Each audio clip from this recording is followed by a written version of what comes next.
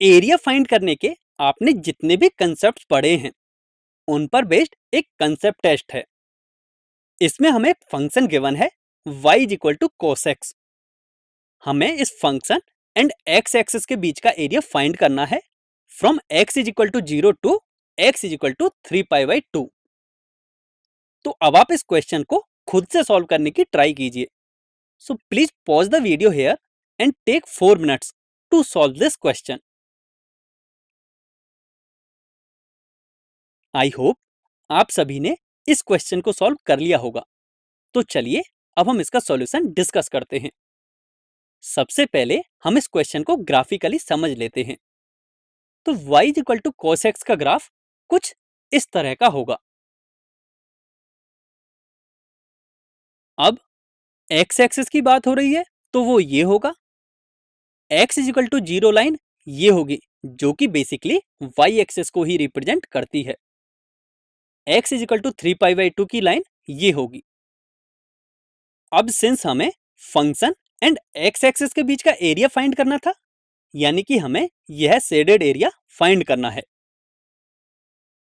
आप जैसा कि इस डायग्राम में क्लियरली देख सकते हैं कि x इज इक्वल टू π/2 पर फंक्शन की वैल्यू या फिर फंक्शन का नेचर चेंज हो रहा है, यानी कि जो फंक्शन है वह पॉजिटिव से नेगेटिव हो रहा है।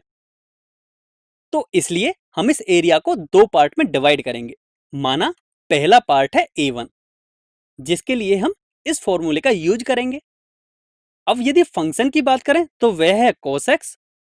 लोअर लिमिट की बात करें तो वो होगी a is equal to 0 and upper limit होगी b इज इक्वल टू π/2। अब सभी वैल्यूज को इस फॉर्मूले में पुट करने पर a1 की वैल्यू हमें ये मिलेगी। जब हम इसे आगे इंटीग्रेट करेंगे और लिमिट्स अप्लाई करेंगे तो a1 की वैल्यू मिलेगी 1। अब माना ये एरिया है a2। अब a2 के लिए देखें तो फंक्शन तो रहेगा सेम जो कि है cos x।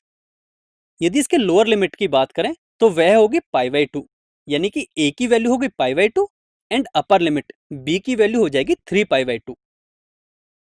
अब जब इन सभी वैल्यूज को इस फॉर्मूले में पुट करेंगे तो a2 ये मिलेगा। जब हम इसे इंटीग्रेट करके आगे सॉल्व करेंगे तो हमें a2 की वैल्यू मिलेगी 2। तो अब हमें सिंस टोटल एरिया फाइंड करना है जो कि दोनों के सम के इक्वल होगा, तो टोटल एरिया हो जाएगा 3। तो अब मुझे उम्मीद है कि आपने इस टॉपिक में जितने भी कंसेप्ट्स पढ़े हैं वो आपको अच्छी तरह से समझ में आ गए होंगे।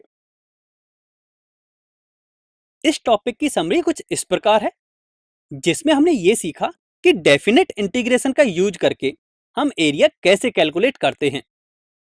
और इसके बाद हमने दो अलग अलग फॉर्मूले पढ़े, जिसमें हमने एक फॉर्मूले में ये देखा कि फंक्शन एंड एक्स एक्सिस के बीच का एरिया कैसे फाइंड करते हैं, एंड दूसरे फॉर्मूले में हमने ये सीखा कि फंक्शन एंड वाई एक्सिस के बीच का एरिया कैसे फाइंड करते हैं।